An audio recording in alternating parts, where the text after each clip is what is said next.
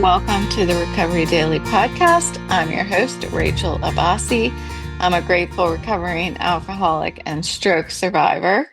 And today I wanted to talk about humility for character building.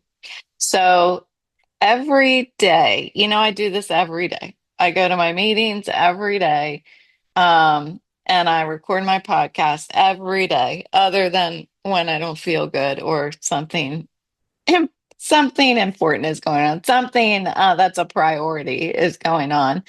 Um, and I hear the same things in my meetings a lot of times, but they strike me differently on any given day. And I just realized that I was Christmas shopping slightly during my second meeting, and I apparently was doing it too much because it's hitting me right now. All of a sudden, my eyes are very unable to focus and stuff.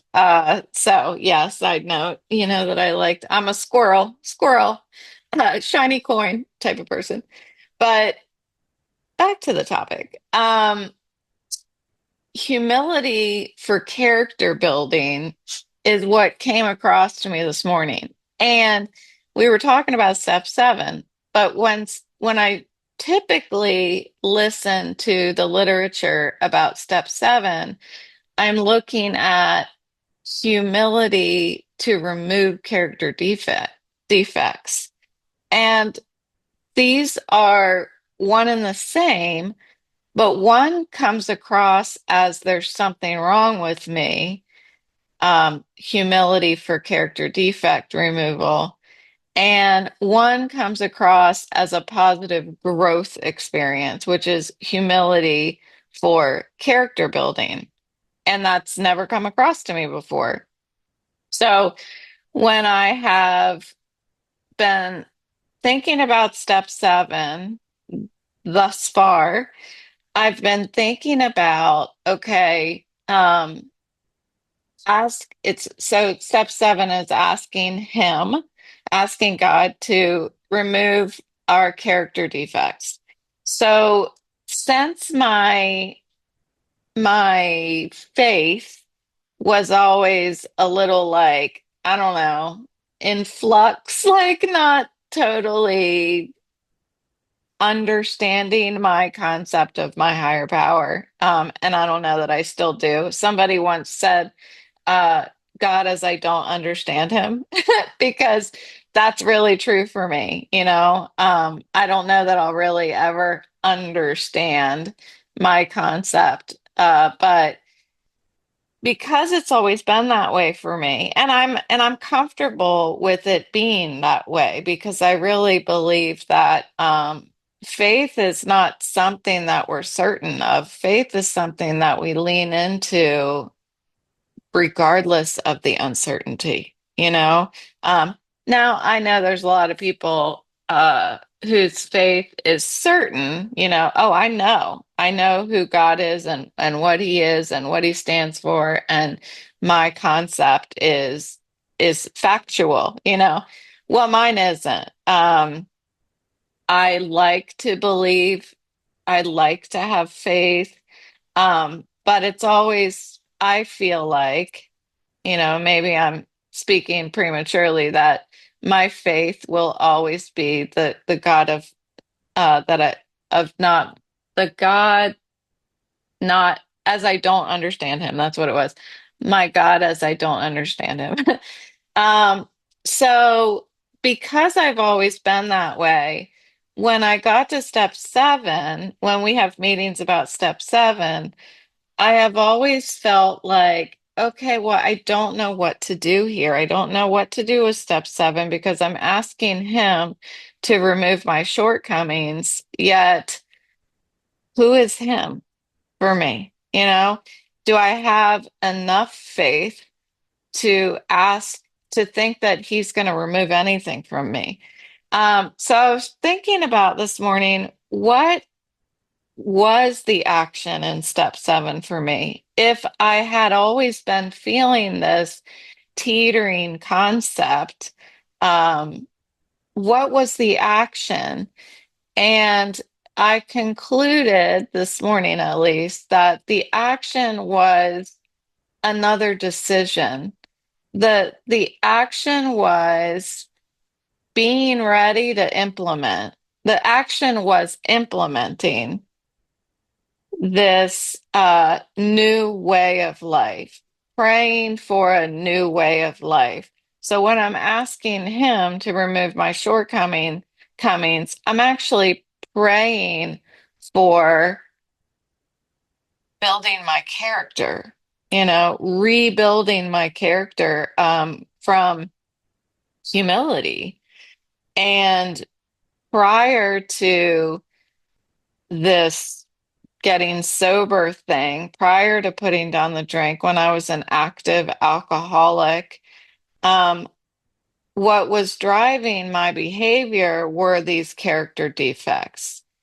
And I heard a really important message today that hit home, and that is that um, my character defects are fueled by flight or fright, fight or flight. Doesn't that make sense? Like when I am judging other people, that's first thing that comes to mind because I was talking about it yesterday. When I'm judging other people, it's because I am judging myself. I'm comparing myself. I'm thinking that I'm better than them. And that idea of thinking that I'm better than them or constructing an image of myself that is better than the other person is it is part of my armor, is part of my set of armor that protects my insecurities. So it's like my fight. That represents fight and fight or flight. It's me staying there in the situation that makes me uncomfortable because I have character defects, I have insecurities, and I stay and I fight. And fighting is constructing armor around the parts of me that might get injured. Um, Flight is, for me, the character defects like not picking up the phone, like hiding in bed, like pulling the covers back over my head. That's flight. And procrastination would be a character defect, and that's flight. I never thought about it this way.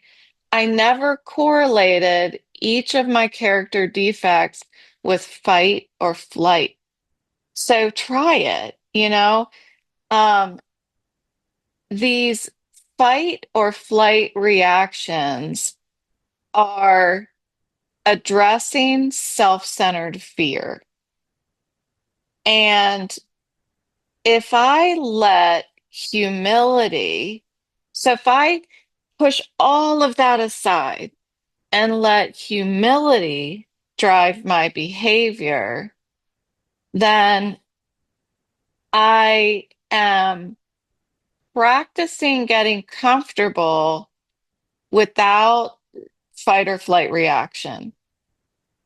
And when I do that, I'm staying and I'm building responses to situations, which in turn is character building. So I hope you got caught up with that. I can't believe I caught up with that and I was able to finish that thought. So yay me.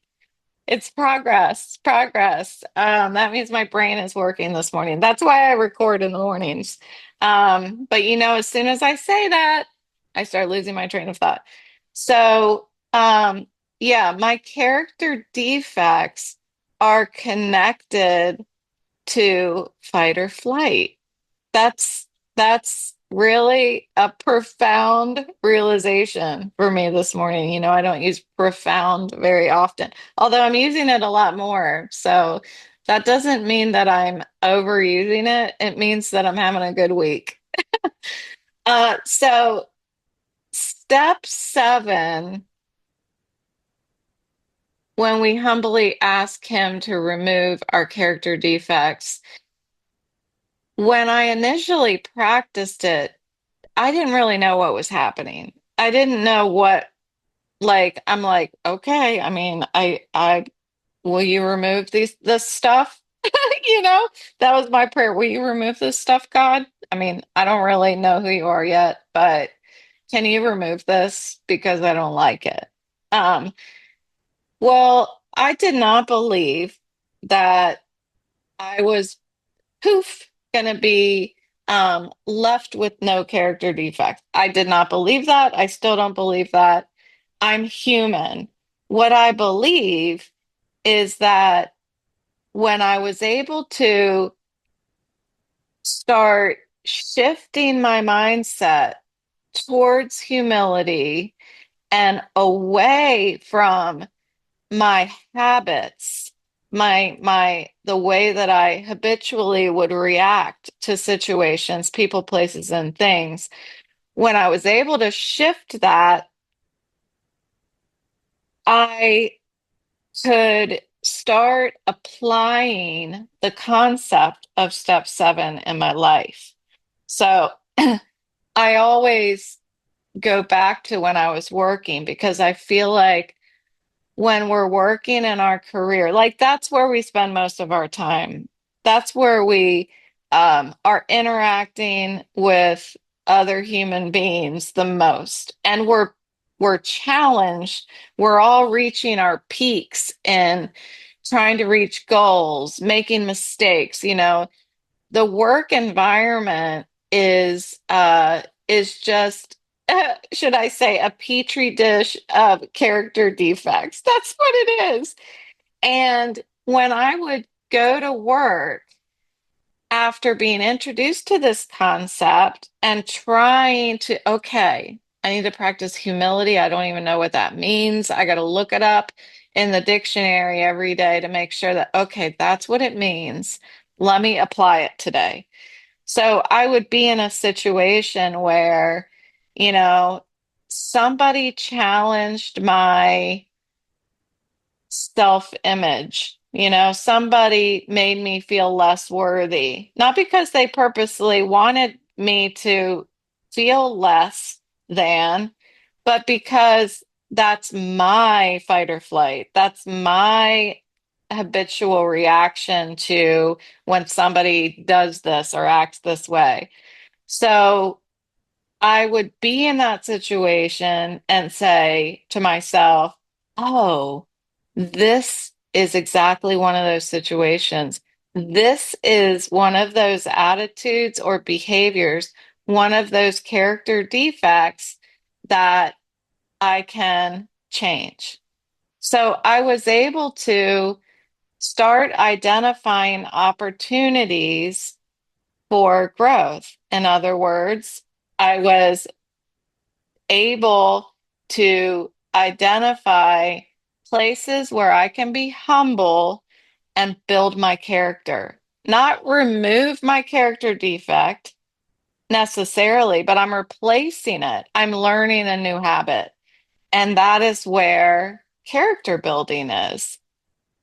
Um, what I heard this morning that was really cool was it's a quote, and I looked up who originally said this quote, and it seemed like there were different resources for it. So I apologize for not knowing exactly who it is, but you can Google it. The quote is God enters through the wound.